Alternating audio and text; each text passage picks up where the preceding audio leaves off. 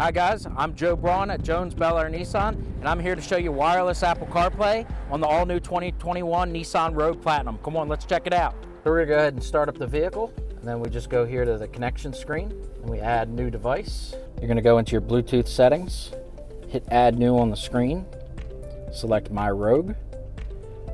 It'll ask a few permissions like to pair and allow contacts, and within a few seconds you'll be connected. And they'll ask you to use Apple CarPlay, and you allow it on the screen. And moments later, the wireless Apple CarPlay will be fully connected, and you'll be able to use all the same features that you use with the standard Apple CarPlay on the screen. And you can even charge your phone down here while Apple CarPlay is connected. It's a lot simpler getting back in the second time. After you get out of the car, get back in. When you start the vehicle back up, Apple CarPlay will instantly connect, and you'll be able to use all the same features you use normally. You can even switch viewing options, have your navigation and your music as well. Once again, my name's Joe Braun, and that was wireless Apple CarPlay on the all-new 2021 Nissan Rogue Platinum.